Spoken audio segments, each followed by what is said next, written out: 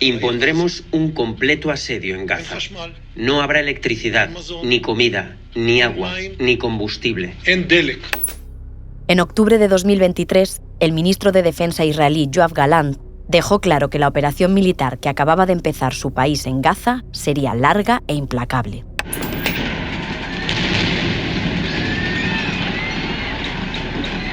La operación se llamó Espadas de Hierro. En pocas horas, más de 230 personas perdieron la vida y casi 2.000 resultaron heridas en Gaza. Todo estará cerrado. Estamos luchando contra animales humanos y debemos actuar en consecuencia. Se evidenció que el gobierno israelí ve a la sociedad palestina como animales. Los trata como tal o peor. Llevamos meses viéndolo.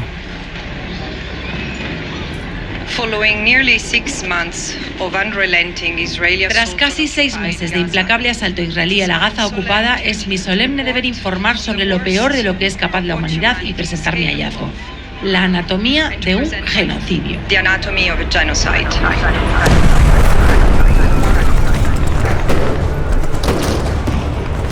Así de contundente, sin vacilar, sin que le temblara la voz. El pasado mes de marzo, la relatora especial de Naciones Unidas sobre la situación de los derechos humanos en los territorios palestinos ocupados, Francesca Albanese, calificó la ofensiva israelí en Gaza de anatomía de un genocidio. Es la primera vez que vemos en tiempo real una masacre en curso. Olga Rodríguez es una periodista española especializada en Oriente Medio. La humanidad la está pudiendo ver desde cualquier rincón del mundo. Y vemos también una unanimidad entre buena parte de los dirigentes occidentales a la hora de apoyarla o de permitir que continúe y de evitar cualquier medida de presión para detenerla. Y la respuesta de Francia es decir que Israel tiene derecho a la legítima defensa, pero que las consecuencias y las acciones deben ser mesuradas. El G7 llama una vez más a todos los actores a la contención. Este riesgo de genocidio en directo, bajo la atenta mirada del mundo, con la aparente inacción de los gobiernos internacionales, cuenta además con el apoyo de la mayoría de los israelíes.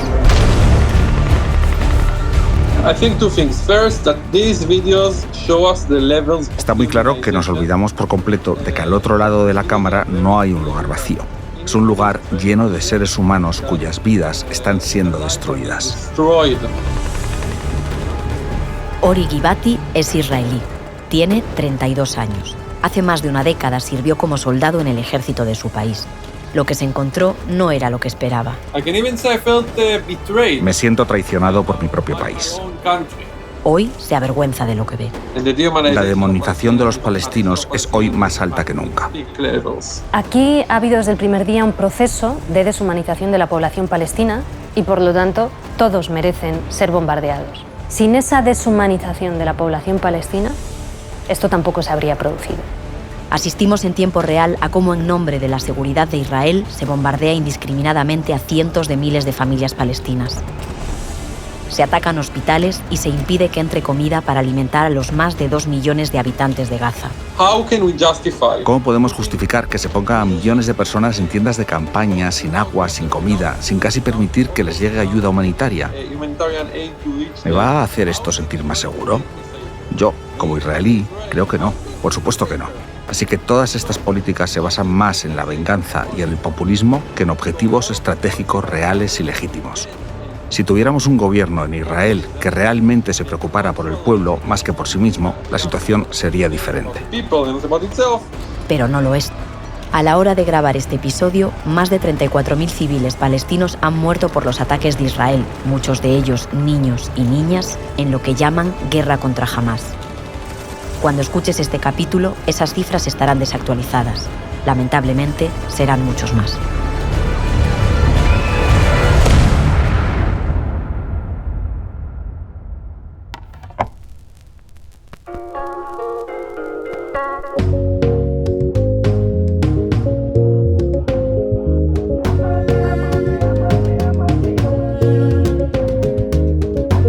Operación Venganza. Capítulo 1. Gaza.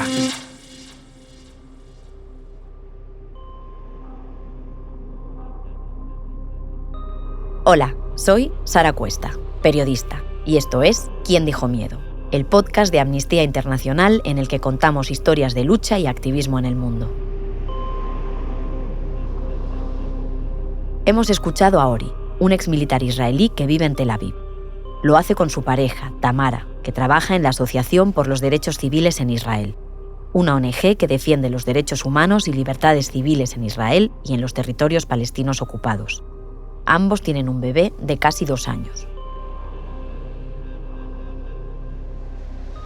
En 2010, cuando Ori alcanzó la mayoría de edad, le llegó el momento de cumplir con el servicio militar.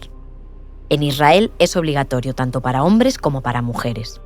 A los que se niegan les espera la cárcel. En aquel momento, Ori ni siquiera se planteó rechazarlo. Todo lo contrario.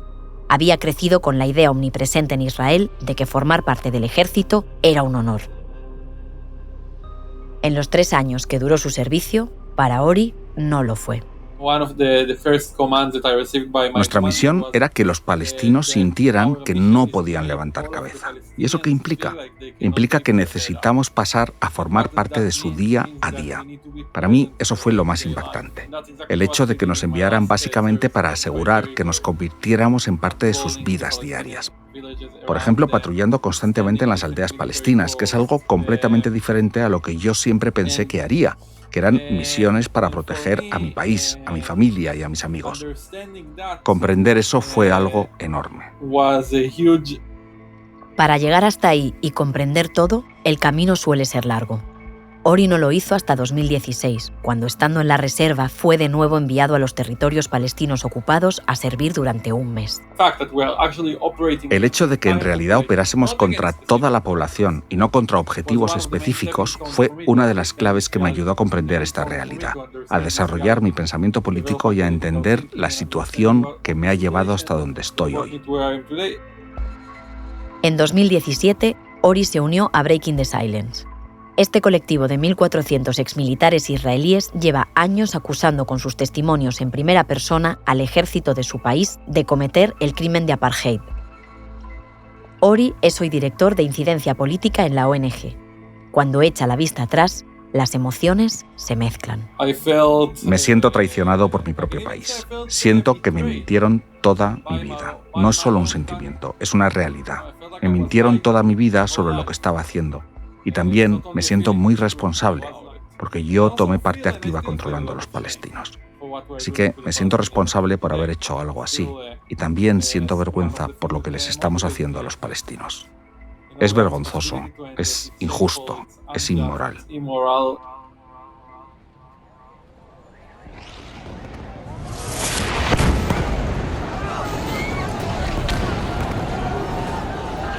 El 7 de octubre de 2023 estaba de viaje con mi familia en la zona sur de Israel, no lejos de Gaza. Ori Givati vivió los atentados de Hamás de cerca. Nos despertamos a las 6:30 de la mañana con el sonido de explosiones y disparos. Nunca habíamos oído algo así. Unos minutos después recibimos un mensaje de texto que decía que había riesgo de que terroristas se infiltrasen en la zona del kibutz en el que nos alojábamos.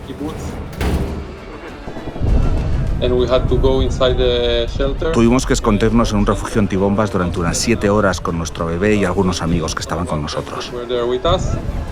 Es el ataque de las milicias de Hamás a Israel, un ataque sin precedentes. Han lanzado miles de cohetes, mientras milicianos han hecho una incursión al sur del país. Ce matin, la branche armée du groupe palestinien Hamas a lancé une opération armée intitulée Al-Aqsa sur el territorio israélien.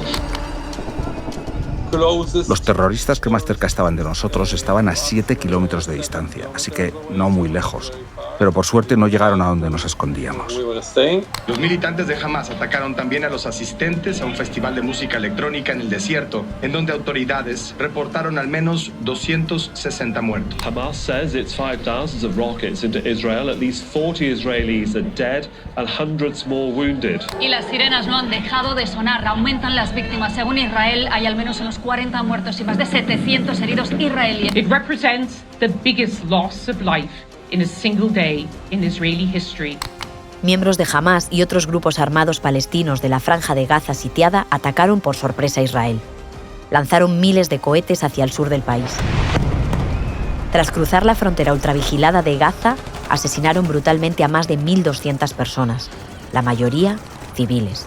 Más de 3.500 resultaron heridas y más de 200 fueron secuestradas, entre ellos bebés, niños y ancianos. Docenas de soldados y civiles de varias nacionalidades permanecen como rehenes. Palestinian fighters captured dozens of Israeli soldiers and civilians after crossing from Gaza into Israel in an unprecedented attack.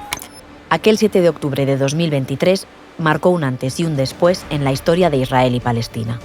En palabras del primer ministro Benjamin Netanyahu, el gobierno israelí le declaró la guerra a Hamás, pero en realidad se la declaró a todos los habitantes de Gaza. Ciudadanos de Israel, estamos en guerra. No en una operación o asaltos de combate, sino en una guerra.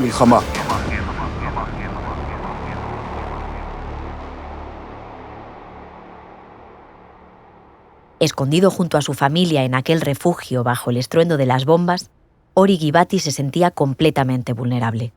Todo lo contrario a cuando estuvo en el servicio militar obligatorio. El uniforme del ejército israelí le otorgaba entonces el poder.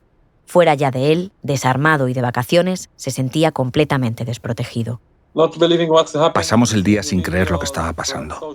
Vimos vídeos en las redes sociales de otros lugares en el sur y enseguida entendimos que nada volvería a ser lo mismo. Volvimos a casa en coche muy rápido. Eso también nos asustaba mucho, pero volvimos a casa. Después de haber vivido tan de cerca los ataques de Hamás, a Ori pudo haberle invadido el odio. Pero no. Ori hace tiempo que dijo basta. Y estos atentados no le han hecho cambiar de opinión.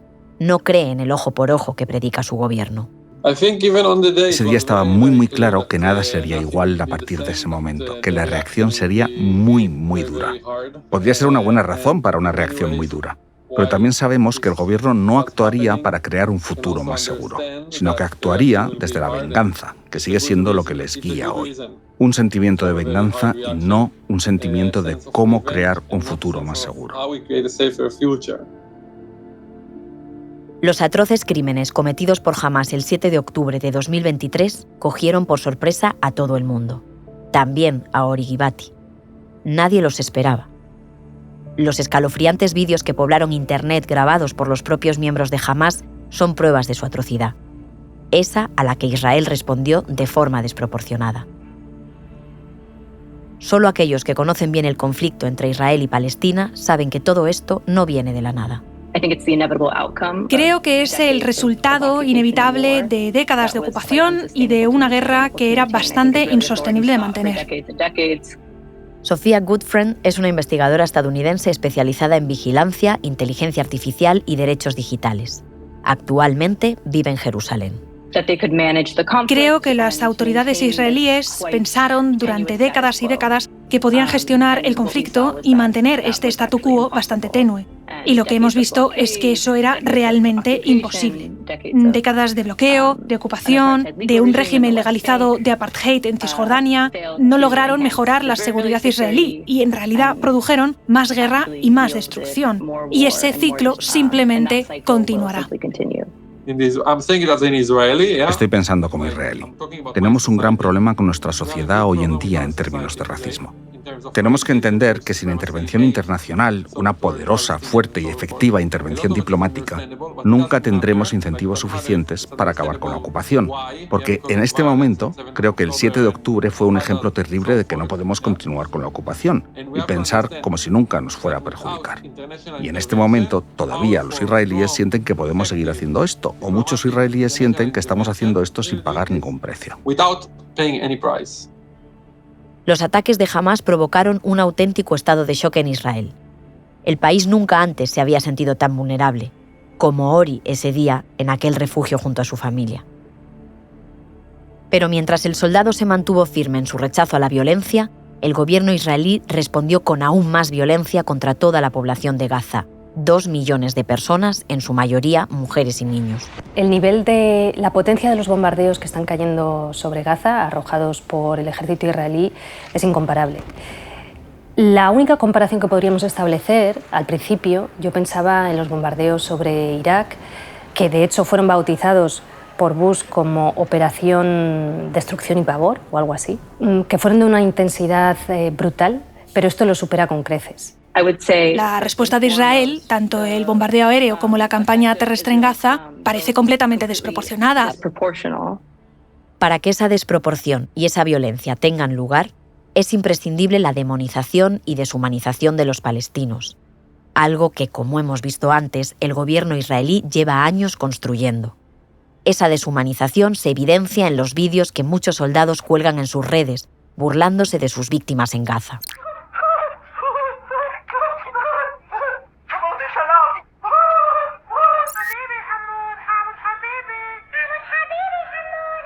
En uno de ellos vemos cómo un militar señala unas cabras y asegura que estos animales son los únicos civiles no implicados en Gaza.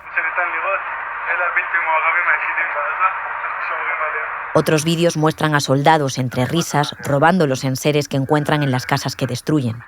Joyas, dinero o también camisetas de equipos de fútbol.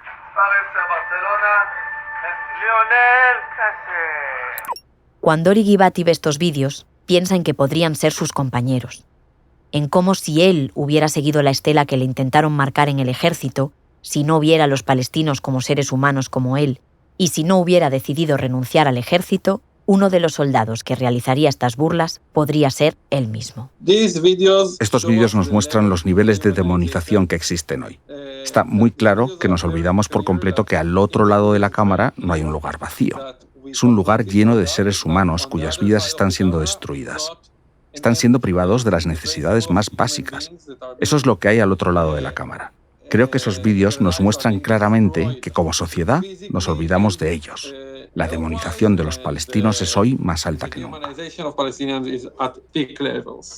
A Ori le hierve la sangre cuando ve estas publicaciones en redes sociales, pero aún más cuando es testigo de la impunidad que existe sobre ellos. El ejército no está haciendo nada para detenerlos. No hay casi ninguna respuesta o castigo a los soldados que graban estos vídeos y los publican, lo cual es ilegal en la ley militar. Israel ha cometido 3 actos de genocidio: causar graves lesiones físicas o mentales a los miembros de una comunidad, imponer condiciones de vida calculadas para provocar su destrucción física total o parcial, e imponer medidas destinadas a impedir los nacimientos dentro de esa comunidad.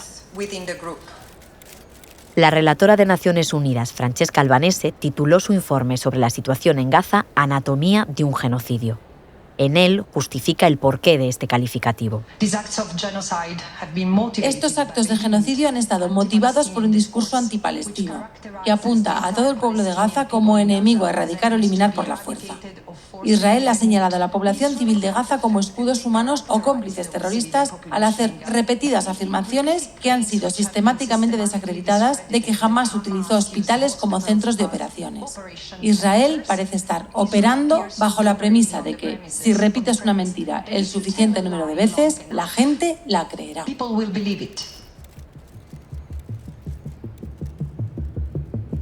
En 1948, precisamente el año en el que se fundó el Estado de Israel y tras el holocausto nazi contra los judíos, la ONU adoptó la Convención para la Prevención y la Sanción del Delito de Genocidio. Hoy en día está ratificada por 153 países, entre ellos Israel. Para definir lo que es genocidio, este texto incluye 5 actos orientados a destruir total o parcialmente a un grupo nacional, étnico, racial o religioso. 3 de ellos son los que menciona Albanese en su informe y que hemos escuchado anteriormente. No es opinión, es derecho internacional humanitario. Estamos presenciando un ejercicio y un abuso de la impunidad por parte del ejército israelí para poder seguir perpetrando una masacre contra la población palestina en la que se están produciendo matanzas a través de bombardeos indiscriminados, un desplazamiento forzado de población, destrucción de viviendas, hospitales, escuelas, ataques a convoys humanitarios, etc. Aquí estamos nombrando ya varios crímenes y a eso añadimos la propia ocupación. La Franja de Gaza ya estaba ocupada antes a través de un bloqueo y del control por parte del ejército israelí de las fronteras y de las entradas y salidas y del espacio aéreo, marítimo y terrestre. Y ahora hay una ocupación aún mayor. La gente que ha tenido que abandonar sus casas no sabe si algún día podrá regresar a sus casas. Abogados y grandes especialistas en derecho internacional humanitario han considerado que es absolutamente necesario investigar a Israel por genocidio, porque todo esto que he nombrado son características y señales plausibles de genocidio. Ori Gibati no entra en la definición legal de lo que está perpetrando su país en Gaza. Pero tiene una cosa muy clara. La cantidad de personas inocentes asesinadas a diario es ilegítima. Creo que de lo que se trata es de detenerlo. Incluso si no encaja en la descripción específica de lo que es limpieza étnica o genocidio, debe parar.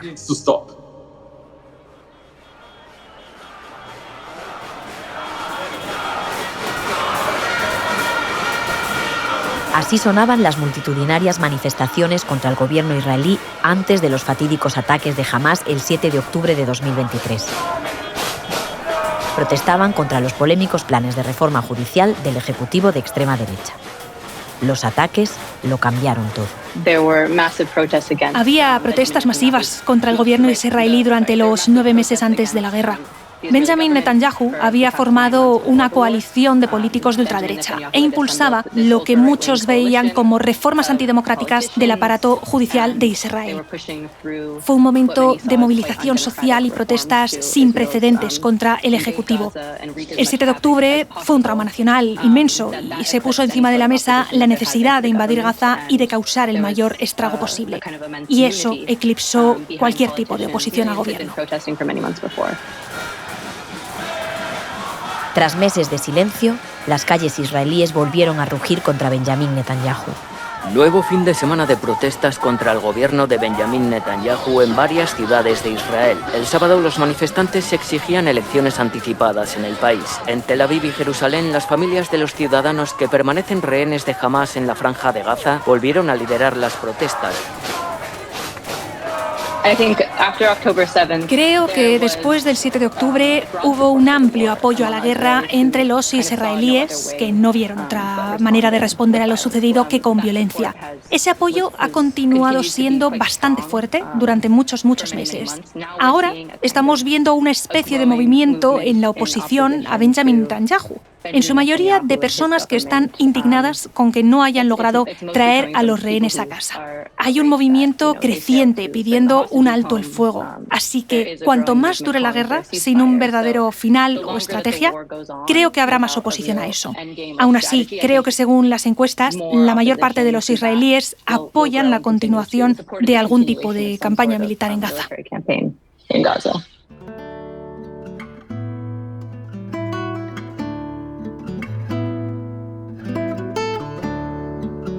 Frente a ese apoyo a la guerra, se alza también un movimiento que pide un alto al fuego, aunque sigue siendo minoritario.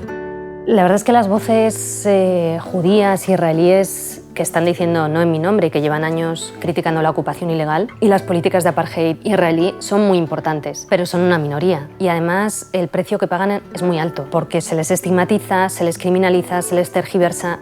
Vimos un ejemplo de ello recientemente cuando Yuval Abraham, que es judío israelí, codirector del documental No Other Land, recogía su premio en el Festival de Cine de Berlín y tenía unas palabras suaves incluso de condena contra la ocupación ilegal y contra la situación que vive la población palestina en Cisjordania, suaves pero certeras, pero que podría haber ido más lejos, ¿no? Quiero decir que los que estamos frente a vosotros, Basel y yo, tenemos la misma edad.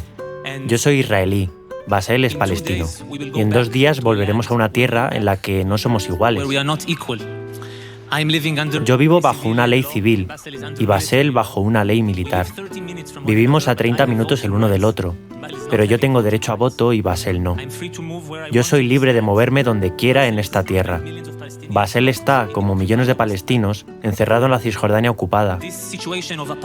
Esta situación de apartheid entre nosotros, esta desigualdad, tiene que acabar.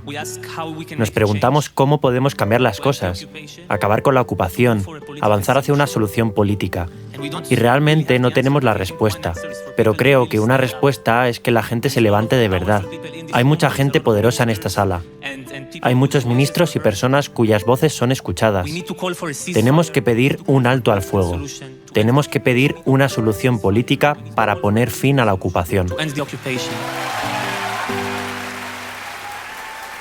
De inmediato se produjo una reacción contra Yuval Abraham, no solo en Israel, sino también en Alemania, que bueno, esto daría para capítulo aparte, ¿no? ¿Qué pasa en Alemania? Y entre otras cosas le llamaron antisemita. Y él tuvo que anunciar públicamente que iba a esperar unos días o unas semanas antes de volver a su país, a Israel, porque estaba recibiendo amenazas, tanto él como su familia, y entre otras cosas también insultos de antisemitismo a él, que es un judío. Más allá de las fronteras de Israel, los gobiernos occidentales también están mostrando un claro apoyo a la estrategia israelí. Y ello pese a multitudinarias movilizaciones en diferentes partes del mundo que piden protección para la población palestina. Pese a los desalojos y las detenciones en Estados Unidos, los estudiantes siguen levantando campamentos en las principales universidades del país en apoyo a Gaza. Unas protestas que han comenzado a imitar también universitarios en Francia. Hay tiendas desplegadas en campus universitarios de Valencia, de Barcelona o de País Vasco para condenar la actuación israelí. En Sevilla y en Alicante se van a sumar a partir de mañana esas protestas y en Madrid han decidido hace solo unas horas hacerlo desde hoy. Una vez más, los gobiernos occidentales hacen oídos sordos al clamor popular. La guerra ha demostrado que Israel puede tomar las medidas más extremas, drásticas y duras que quiera. Y la comunidad internacional prestará su apoyo incondicional, incluso cuando lance alguna crítica o diga a sus propios electores en sus países que no apoya esto, o que tiene que haber un alto el fuego, o más ayuda humanitaria, o que tienen que frenar las acciones de Israel. Dicen una cosa y luego siguen enviando dinero y armamento y permiten así que la guerra se prolongue. Tan solo Sudáfrica ha tenido el valor de denunciar a Israel ante la Corte Penal Internacional y acusarle de incumplir la Convención contra el Genocidio. La resolución del tribunal solicitó a Israel la puesta en marcha de 2 medidas fundamentales para evitar un genocidio: garantizar la protección de la población civil y la entrada de ayuda humanitaria en Gaza. Al no cumplir Israel con este requerimiento, elevó sus demandas. Ahora ya no lo pide, sino que lo exige. La Corte Internacional de Justicia, máximo tribunal de la ONU, puede dictar una serie de órdenes provisionales, pero si no se hace nada para que Israel cumpla, pues evidentemente eso cae en saco roto. Como caen en saco roto todas las resoluciones de Naciones Unidas que fuerzan a Israel a detener su ocupación ilegal en los territorios ocupados, las incumple de manera sistemática. ¿En qué lugar sitúa esto a Naciones Unidas? Aquí estamos ante un capítulo en el que no está solo en juego el futuro de la población palestina, que sin duda está en juego, sino también el futuro del derecho internacional humanitario y el futuro del orden mundial. Es decir, si la impunidad gana esta batalla, ya de una manera mucho más contundente, el mundo se regirá por la ley del más fuerte y las reglas solo servirán para someter a los más débiles.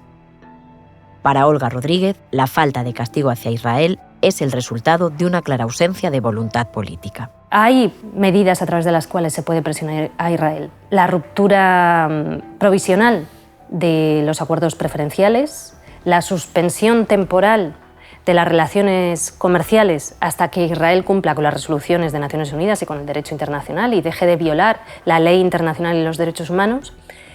En la Asamblea General de Naciones Unidas se puede suspender temporalmente a Israel como Estado miembro, como en el pasado se hizo con la Sudáfrica del apartheid o con Yugoslavia, hasta que cumpla. Eso se puede hacer. Pero para eso se necesita coordinación entre Estados y voluntad para presionar.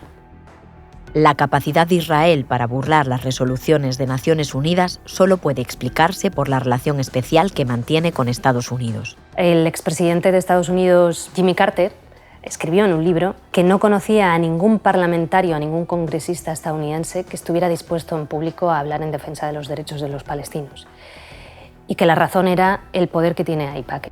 El Comité de Asuntos Públicos Estados Unidos-Israel, un lobby sionista. Y dijo, AIPAC hace una labor legítima, está en su legítimo derecho de hacer lo que hace. Pero no nos engañemos, AIPAC no trabaja por la paz, trabaja por los intereses de Israel. Y sin duda es una de las organizaciones que son capaces de condicionar la opinión pública y sobre todo en los circuitos de poder la opinión con respecto a Israel. La única tímida crítica de Washington a Israel llegó después de que la ofensiva israelí le tocara más de cerca. Al menos 7 trabajadores de la ONG World Central Kitchen del chef José Andrés han muerto en un bombardeo del ejército de Israel contra su vehículo en Deir al-Balá, en el centro de la Franja de Gaza. Entre los fallecidos hay un ciudadano británico, uno polaco, uno australiano, 2 con la doble nacionalidad estadounidense y canadiense, además de un conductor palestino, según ha informado la propia organización. Tras la muerte de cooperantes occidentales, el presidente estadounidense Joe Biden amenazó con retirar su apoyo a Israel. Eso sí, al mismo tiempo, aprobó un nuevo envío de armas. Y esto explica que Biden se sienta forzado a escenificar cierta preocupación ante el asesinato de los cooperantes occidentales y que en ningún momento se haya sentido apelado u obligado a hacer una escenificación ante la muerte de cooperantes de agencias de Naciones Unidas. Después de este ataque, el Consejo de Seguridad de la ONU pidió por fin un alto al fuego en Gaza. Lo hizo gracias al voto, por primera vez en 6 meses, a favor de Estados Unidos, aunque luego dijera que no era vinculante. Pero una vez más, esta resolución cayó en saco roto. Es que en este sentido, el otro día Naomi Klein, por cierto, judía canadiense, hacía una reflexión interesante al respecto, porque decía, en la unanimidad que estamos viendo en buena parte de Occidente ante la carnicería en Gaza, usaba esta expresión, vemos que Trump y Biden confluyen, que el primer ministro británico y el líder de la oposición están de acuerdo en esto, tienen una misma posición. Macron y Le Pen también. Meloni en Italia con la oposición, o parte de la oposición también. Las voces que realmente están siendo sólidas y potentes en contra de esta masacre en curso, en el primer mundo no son las voces que tienen el poder, salvo excepciones, alguna excepción hay. Ante la invasión ilegal de Irak en 2003, Francia se opuso, Alemania puso muchos peros. No hubo una unanimidad de Occidente ante una violación tan clara del derecho internacional. Ahora sí la está viendo. Una de esas teóricas excepciones es la del gobierno español.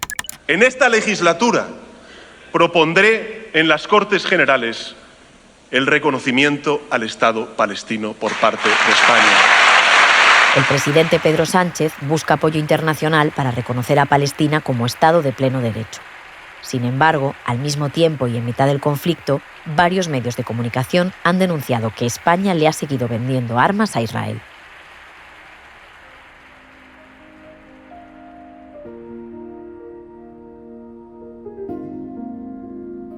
Hace 7 años que Ori decidió formar parte de Breaking the Silence.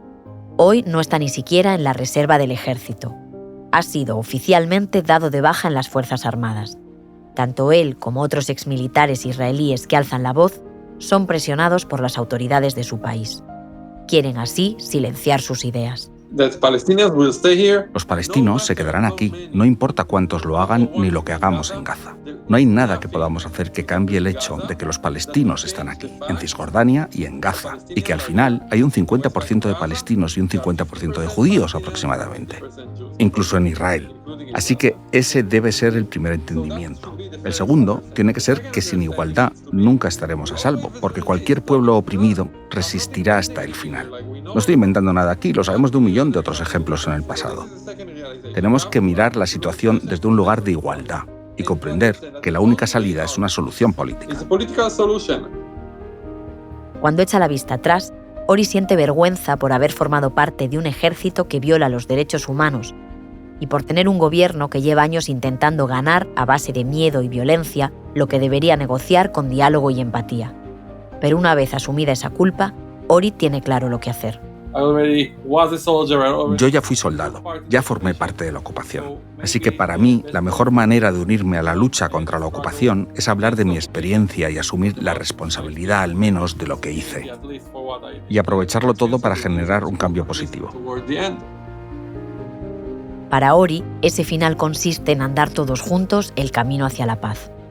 Un viaje que tiene que partir desde el gobierno, que es quien maneja el ejército. pero sobre todo tiene que nacer de un cambio de mentalidad. Hay que dejar de considerar a todos los palestinos, al 100% de ellos, como nuestros objetivos. Hay que entender que la inmensa mayoría de ellos, exactamente igual que la inmensa mayoría de los israelíes, solo quieren vivir en paz.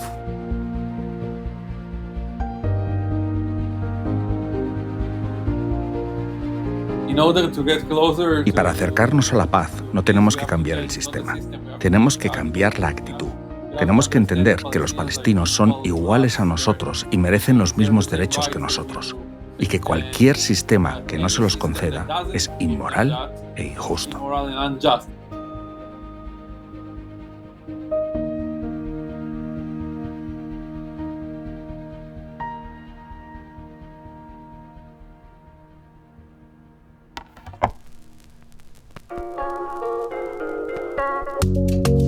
¿Quién dijo miedo? Es un podcast original de Amnistía Internacional, producido por The Voice Village. Dirección, entrevistas y guión, Edu Marín. Narración, entrevistas y asistencia en guión, Sara Cuesta Torrado. Doblaje, Charo Marcos, Edu Marín, Andrés Moraleda, Ricardo Villa y Paloma Rodríguez. Música original, Bianca Muy. Montaje de sonido y mezclas, Pablo de Diego. Producción ejecutiva, Ricardo Villa. Responsable de producción en Amnistía Internacional, Carmen López y Carlos de las Heras. ¿Quién dijo miedo? Un podcast de Amnistía Internacional.